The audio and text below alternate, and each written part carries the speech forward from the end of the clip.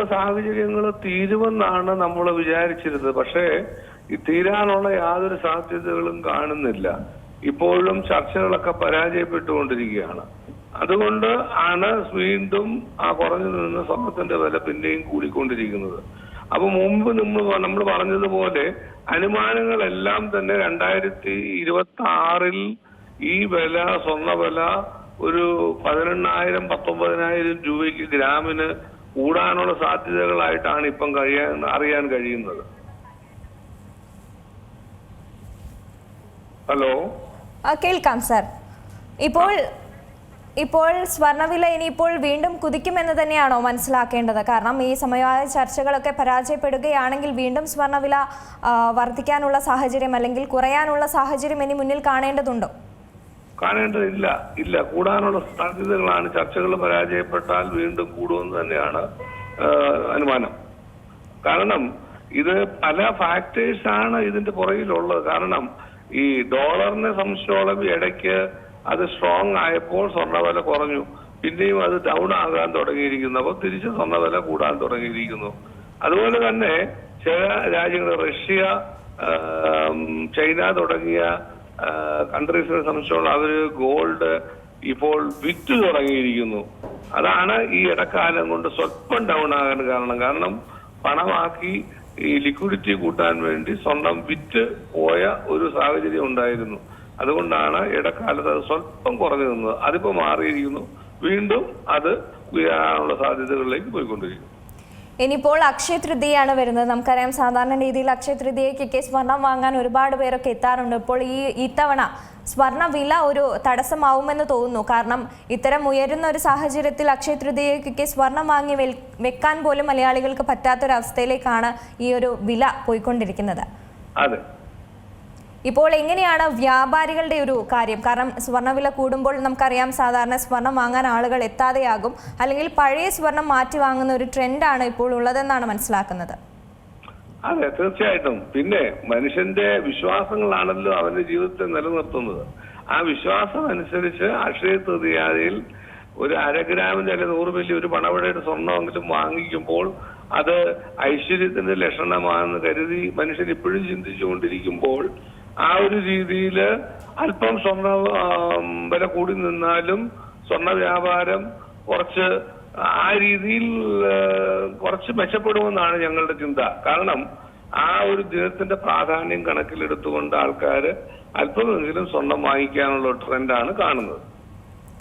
ശരി, ഈ ചെറുകിട വ്യാപാരികളൊക്കെ ഇപ്പോൾ സ്വർണം ഈ ഒരു വില കൂടിയ സാഹചര്യത്തിൽ ഇപ്പോൾ നമുക്കറിയാം ലൈറ്റ് വെയിറ്റ് ആഭരണങ്ങളാണ് പലരും ഇപ്പോൾ ഉപയോഗിക്കാറുള്ളത്, അല്ലെങ്കിൽ ജ്വല്ലറികളിലേക്ക് എത്തുന്നവരൊക്കെ ഈ ലൈറ്റ് വെയിറ്റ് ആഭരണങ്ങളാണ് ചോദിച്ചെത്താറുള്ളത് എന്നാണ് നമ്മളെ സ്വർണ്ണ വ്യാപാരികളൊക്കെ പറയാറുള്ളത്. അത്തരത്തിൽ ഈ വെയിറ്റ് കുറഞ്ഞ ആഭരണങ്ങൾ വാങ്ങാൻ എത്തുമ്പോൾ ഈ ചെറുകിട വ്യാപാരികൾക്കൊക്കെ പണി കൂടുതലാവുന്ന ഒരു സാഹചര്യം, അല്ലെങ്കിൽ അവർക്ക് വിൽക്കാൻ പറ്റാത്തൊരു സാഹചര്യത്തിലേക്കൊക്കെ എത്താറുണ്ടോ?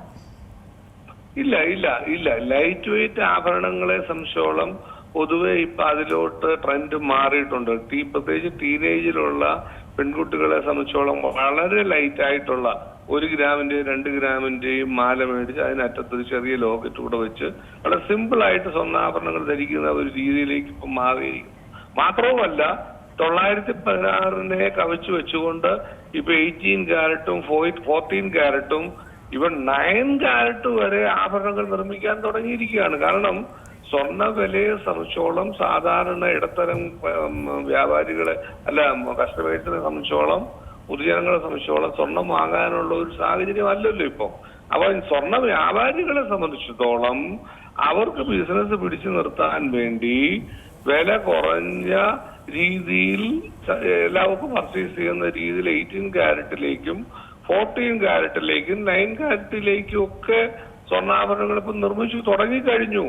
9 ക്യാരറ്റിന്റെ ഫ്രാഞ്ചൈസികൾ ഇപ്പൊ ചോദിച്ചു തുടങ്ങിയിരിക്കുന്നു. അതിന്റെ ഹോൾസെയിലേഴ്സ്, കടക്കാർക്ക് താല്പര്യമുള്ളവർക്ക് 9 ക്യാരറ്റ് മാത്രമായിട്ട് വിൽക്കാനുള്ള ഷോറൂമുകൾക്കുള്ള ഫ്രാഞ്ചൈസീസിന് വരെ കൊടുത്തിരിക്കുന്നു.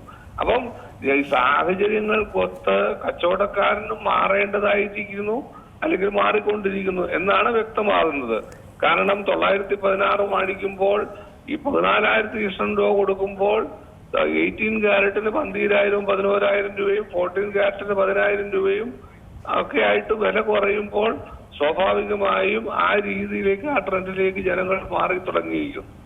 അപ്പം അതുകൊണ്ട് ആ ട്രെൻഡുകൾ ഇപ്പൊ കൂടിക്കൊണ്ടിരിക്കുക. തീർച്ചയായും ഒരു കാര്യം കൂടി ചോദിക്കുകയാണ്. ഇപ്പോൾ നമുക്കറിയാം സ്വർണ്ണവില കൂടുന്നതിനനുസരിച്ച് തന്നെ വെള്ളി വിലയിലും വ്യത്യാസങ്ങൾ വരാറുണ്ട്. ഇപ്പോൾ വെള്ളി വിലയും കുതിക്കുകയാണ്. കേരളത്തിൽ വെള്ളിയുടെ ഡിമാൻഡ് എങ്ങനെയാണ്? തീർച്ചയായിട്ടും വെള്ളി വില സ്വർണത്തെക്കാളും ഭയങ്കരമായിട്ട് കൂടാനുള്ള ചാൻസുകളാണ് കാണുന്നത്. കാരണം അതിന്റെ ഒരു പ്രത്യേകത എന്ന് പറയുന്നത് ഈ വെള്ളി ആഭരണങ്ങളായിട്ട് ഉപയോഗിക്കുന്നതിൽ കൂടുതൽ ഇപ്പോൾ മറ്റുള്ള ഇൻഡസ്ട്രിയൽ വ്യാവസായികമായി ഈ വെള്ളി ഉപയോഗിക്കുന്നു എന്നുള്ളതാണ്. മുൻപ് പറഞ്ഞ പോലെ തന്നെ മറ്റുള്ള ഇലക്ട്രിക് വാഹനങ്ങളിലും ഫോണുകളിലും ലാപ്ടോപ്പുകളിലും ഒക്കെ വെള്ളിയുടെ യൂസ് വളരെയധികം വർദ്ധിച്ചിരിക്കുന്നു.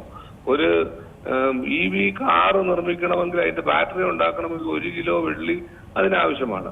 അപ്പോൾ 60% ഇൻഡസ്ട്രിയലായി അതിന്റെ ഉപയോഗം കൂടിയിരിക്കുന്നത് കൊണ്ട് വെള്ളി സ്വർണ്ണത്തെക്കാൾ രീതിയിൽ കൂടുന്ന ഒരു രീതിയിലാണ് ഇപ്പോൾ കാണുന്നത്.